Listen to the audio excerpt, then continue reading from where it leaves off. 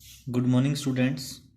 BEd first year की अपने paper language across the curriculum की ऑनलाइन क्लासेज में आज अपने बात करेंगे साउंड स्ट्रक्चर। जो अपना 5वीं यूनिट जो है उसमें अपने डेफिनेशन और देख ली थी, ध्वनि क्या होती है, ठीक है। और ध्वनि का जो स्ट्रक्चर है वो क्या रहता है, आज उसके बारे में हम बात करेंगे। उसके बाद फिर अपने ध्वनि का जो क्लासिफिकेशन है उसके बारे में बात करेंगे। तो व्यक्ति क्या है, ध्वनियाँ उत्पन्न करता है। नवजात तो शिशु जो ध्वनि उत्पन्न करता है वह उसके लिए सार्थक है, किंतु अन्य व्यक्तियों के लिए निरर्थक है। अब जो छोटा बच्चा होता है वो क्या करता है, जो रोने की आवाज़ करता है या छोटी मोटी कोई आवाज़ करता है ना, तो वो क्या है, उसके लिए तो सार्थक है, लेकिन जिस किसी को समझ नहीं आ रही वो क्या है, वो निरर्थक रूप से होती है। उस ध्वनि में धीरे धीरे सार्थकता आती है। जैसे जैसे बड़ा बच्चा बच्चा बड़ा होता है वैसे वैसे उसमें क्या है कि सार्थकता आती है, ठीक है। वो समझने लायक, धीरे धीरे बात करने लायक हो जाता है। यद्यपि वह ध्वनि केवल बड़बड़ाहट ही होती है, तब भी उसकी माता इस ध्वनि को अर्थ समझने लगती है। अब बच्चा अगर रोएगा तो अपने क्या समझेंगे, बच्चे को भूख लगी है कोई, या इस तरह का जो मदर होती है उसकी, वो इन चीज़ों को समझती है। स्काउट सीटी से ध्वनि उत्पन्न करता है। स्काउट गाइड जो होती है उसमें क्या होता है, सीटी विसल जो होती है उनकी, उसमें जो अलग अलग उसके निर्देश होते हैं कि अगर 2 बार बीप किया है सीटी ने तो उसका क्या मतलब है। तो वो क्या है, उनकी अलग अलग जो, तो अगर जो कोई नहीं जानता उसके बारे में तो वो क्या है, उसके लिए निरर्थक है, उस सिटी का कोई मतलब नहीं है। सिटी की प्रत्येक ध्वनि उसके लिए सार्थक और अपरिचित व्यक्ति के लिए निरर्थक होती है, लेकिन जब उस ध्वनि का अर्थ बता दिया जाता है तब उसकी ध्वनि में सार्थकता आ जाती है। अगर जो किसी व्यक्ति को नहीं पता है सिटी के बारे में कि इसका क्या मतलब है, तो अगर उसका अर्थ बता दिया जाए तो वो सार्थक हो जाती है। जैसे अपने ट्रैफिक सिग्नल पे देखते हैं कि सामने रेड लाइट और ग्रीन लाइट होती है आपका, और येलो लाइट होती है, तो उनका अलग अलग मीनिंग होता है। हमें वो ट्रैफिक रूल्स पता होते हैं कि इसका क्या मीनिंग है, और के लिए नहीं पता वो क्या है, निरर्थक है। उसके लिए वो रेड लाइट हो चाहे ग्रीन हो, उसको कुछ पता ही नहीं है। तो इसी प्रकार ध्वनि जो होती है उसका भी यही मीनिंग होता है। इसी प्रकार तार बाबू जो तार भेजता है, अनेक ध्वनियाँ करता है, वे ध्वनियाँ निश्चित प्रकार की होती हैं और लंबे से लंबा समाचार इस ध्वनि के माध्यम से एक तार बाबू मीलों दूर बैठे दूसरे तार बाबू के पास भेज देता है। ध्वनि संकेत मात्र है। इस संकेत को कानों से सुनकर दूसरे व्यक्ति के मस्तिष्क में श्रुति बिंबों का निर्माण होता है। जैसे फटफट की ध्वनि सुनते ही मस्तिष्क में फटफट अर्थात मोटरसाइकिल का बिंब बनता है। जैसे अपने कोई भी आवाज़ सुनते हैं, ध्वनि जो सुनते हैं, तब अपने गैस करते हैं कि अच्छा ये ध्वनि जो है वो मोटरसाइकिल की है, ये कार की है, ठीक है, ट्रक की है। तो इस प्रकार से जो ध्वनि अपने सुनते हैं, अपने उस ध्वनि से अपने जो मस्तिष्क है उसमें क्या बनता है, प्रतिबिंब बनता है कोई वस्तु का।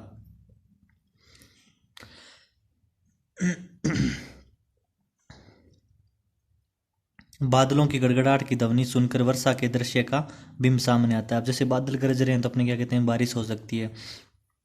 किसी पदार्थ का श्रुति बिंब उन अनेक संबंधित वस्तुओं का बोध कराता है। श्रवण ग्राह्य ध्वनि विचार विनिमय का एक माध्यम बन जाती है, ठीक है। जो सुनते हैं और ग्रहण करते हैं उससे ध्वनि का एक विचार विनिमय का क्या एक माध्यम बन जाती है, ठीक है।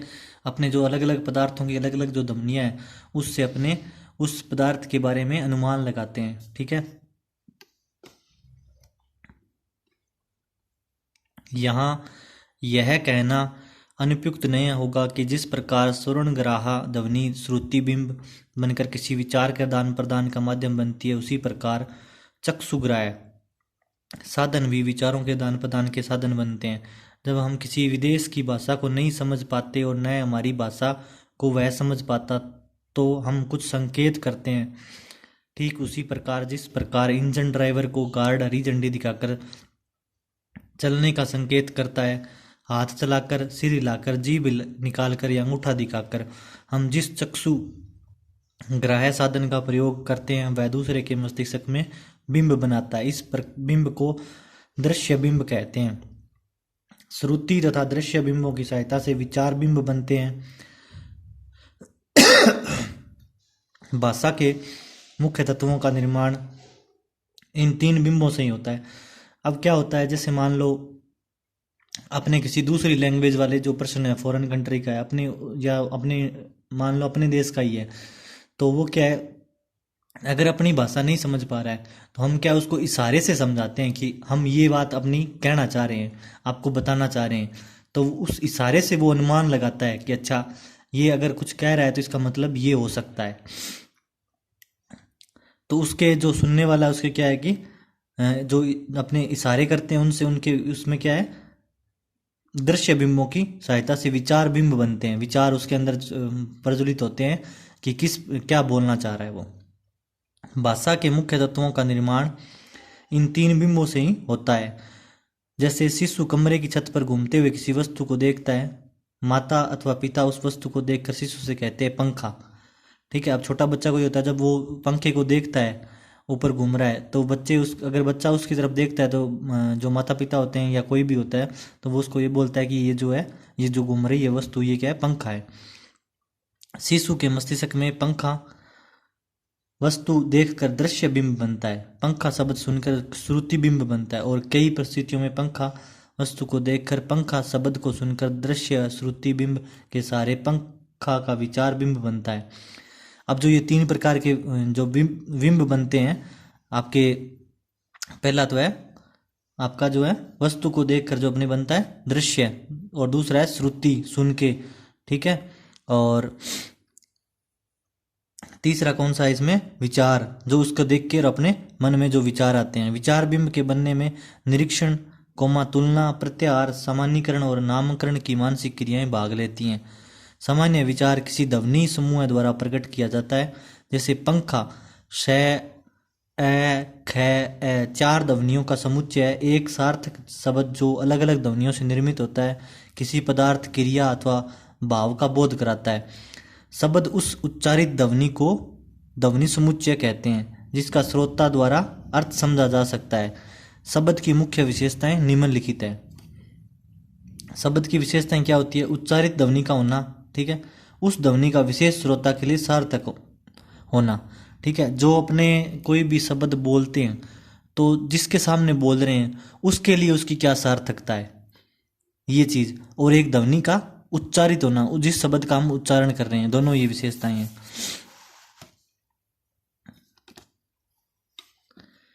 वैसे प्रत्येक उच्चारित ध्वनि ध्वनि समूह किसी न किसी श्रोता के लिए सार्थक होती है, लेकिन भाषा वैज्ञानिक सभी उच्चारित ध्वनियों को शब्द की संज्ञा नहीं देते। वे उसी उच्चारित ध्वनि को शब्द मानते हैं जिसको सुनने वाला सुनकर अर्थ समझ सके, ठीक है। तो ये तो हो गया ध्वनि की स्ट्रक्चर। नेक्स्ट है ध्वनियों का वर्गीकरण, जो क्लासिफिकेशन है वो। प्रत्येक भाषा में उच्चारण ध्वनि का बहुत महत्व होता है। शब्द उच्चारण की ध्वनि के बिना किसी बात को ठीक ठीक समझना बड़ा कठिन होता है, ठीक है। अनुभवों के आधार पर यह देखा गया है कि छात्र ही नहीं अपितु शिक्षक भी उच्चारण संबंधी बहुत सी अशुद्धियां करते हैं, ठीक है। अब ये क्या है कि जो अपने जो सीखने का टाइम होता है उस टाइम अगर अपने गलत चीज पढ़ी हुई है तो वो क्या है कि हम आगे उसको वैसे ही प्रोनाउंस करेंगे। इसका मूल कारण यह है कि शिक्षकों को समय यह ज्ञात नहीं होता कि किस ध्वनि का उच्चारण किस प्रकार और कौन से स्थान से होता है। ध्वनियों के शुद्ध उच्चारण के लिए यह विवरण बहुत सहायक सिद्ध हो सकता है। शिक्षकों को चाहिए कि ध्वनियों के उच्चारण के इस वर्गीकरण का अभ्यास पहले समय करें, तत्पश्चात जहां भी छात्र वर्णों या शब्दों का शुद्ध उच्चारण करें वहीं उनके उच्चारण को शुद्ध कर दें। स्वर व व्यंजन ध्वनियों को जिन दो वर्गों में बांटा गया है वे दोनों ही प्रकार की ध्वनियां निम्नलिखित प्रकार से हैं।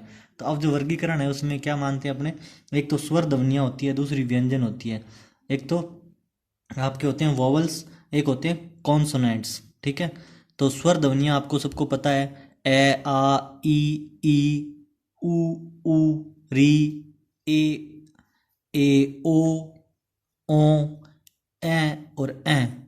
तो ये क्या है, अलग अलग जो प्रकार की जो अपने स्वर ध्वनियां हैं जिनको अपने वोवल्स बोलते हैं, ठीक है। इसी प्रकार दूसरा जो वर्गीकरण है वो क्या है, व्यंजन ध्वनियां, इसमें अपने कै ख ग ग अड़ च छ ये सारे आते हैं, ठीक है। व्यंजन ध्वनियों में प्रत्येक वर्ग के प्रथम अक्षर में इस वर्ग का नाम प्रारंभ होता है। कै वर्ग च। अब जो अपना इसका जो व्यंजन में क्या होता है कि जो अपना जो इनकी वर्णमाला जो है बनती है उसमें क्या करते हैं, पहले कै से स्टार्ट होती है, फिर च से स्टार्ट होती है। ठीक है, ये अलग अलग दिया हुआ है। और इनके जो बीच के अंतस्थ होते हैं उनको क्या बोलते हैं, गै एवं कै अंतस्थ वर्ग में आते हैं। तो स व स उस संवर्ग में आते हैं। ठीक है, और जो री क्षत्रिय और त्रय त्रिशूल और ज्ञ ज्ञानी जो होता है वो मिश्रित वर्ण है। ठीक है, यहाँ ध्यान रखने की बात यह है कि स्वर ध्वनियों का ये उच्चारण स्वतंत्र रूप से किया जाता है। अब जो स्वर ध्वनियाँ होती हैं वो उनका क्या स्वतंत्र रूप से उच्चारण होता है, व्यंजन ध्वनियों का नहीं होता। ठीक है, कॉन्सोनेंट्स जो होते हैं उनमें क्या होता है, स्वतंत्र रूप से उनका उच्चारण नहीं होता। व्यंजन ध्वनियों का उच्चारण स्वर ध्वनियों के मेल के बिना संभव नहीं है। अब जो व्यंजन ध्वनियाँ होती है उनमें क्या है कि स्वर का मेल होगा तभी उनका उच्चारण होगा। उदाहरण के लिए कै का उच्चारण करते हैं तो ए के मिलने पर ही संभव है, जैसे कै। ठीक है, इसी प्रकार कै को ओ की मात्रा करेंगे तो को, अर्थात जिन व्यंजन ध्वनियों के साथ जो स्वर जुड़ेगा उसकी ध्वनि वैसे ही हो जाएगी। पुनः स्वर व व्यंजन ध्वनियों के मेल को वर्ण कहते हैं। अब जो ये स्वर और व्यंजन जो ध्वनियाँ होती हैं इनको मिल के क्या बनता है, वर्ण बनते हैं। और वर्णों के मेल को शब्द कहते हैं और शब्दों के मेल को वाक्य कहते हैं। ठीक है, इन ध्वनियों, वर्णों, शब्दों तथा वाक्यों को ही अलग अलग वर्णों में बांटा जा सकता है, जो आगे दिया गया है। अब इसमें नेक्स्ट आता है आपका जो हिंदी भाषा के स्वर कौन कौन से हैं, वोवल्स ऑफ हिंदी लैंग्वेज। स्वरों का वर्गीकरण करने के दो आधार हो सकते हैं, ध्वनियों का उच्चारण करते समय। ठीक है, अब ध्वनियों का जो उच्चारण करते हैं उसके आधार पे स्वरों का जो वर्गीकरण है उसमें एक तो फर्स्ट है आपका जीवा की आड़ी स्थिति। ठीक है, दूसरा है जीवा की खड़ी स्थिति। प्रथम आधार पर स्वर तीन प्रकार के होते हैं। जो जीवा की आड़ी स्थिति उसके आधार पे क्या होते हैं, अगर, जिसमें ई, मध्य ए और पश्च ऊ। ठीक है, दूसरे आधार पर स्वर चार प्रकार के होते हैं। सैवरंत, जब मुख द्वारा बहुत मुख का जो द्वार होता है वो बहुत संकड़ा हो जाए लेकिन स्पर्श न हो, अर्थात लगभग पूरा बंद हो जाए। जैसे ऊ, मतलब दोनों जो अपने होठ हैं वो क्या है कि बंद नहीं हुए लेकिन लगभग स्पर्श में है। ठीक है, अर्ध संवृत, इसमें क्या होता है, जब मुख द्वार जो है आधा बंद हो, ऊ। ठीक है, तो इसे जैसे इसमें आता है ए मतलब जिसमें आधा बंद हो, अर्धवृंत होता है। तीसरा होता है विवृंत, जब मुख द्वार पूरा खुला रहे। विवृंत में क्या होता है, खुला रहता है, जैसे आ, अपने पूरा मुंह खोल के बोलते हैं। इसी प्रकार अर्धविवृत, जब मुख द्वार जो होता है वो अध खुला हो, जैसे ओ। ठीक है, न तो पूरा बंद है न खुला हुआ है। ठीक है, तो ये होता है हिंदी भाषा में जो आपके स्वरों का जो आगे वर्गीकरण है वो करते हैं। नेक्स्ट अपने नेक्स्ट क्लास में करेंगे व्यंजन ध्वनियों का वर्गीकरण, क्लासिफिकेशन ऑफ कॉन्सोनेंट साउंड्स। ठीक है, थैंक यू।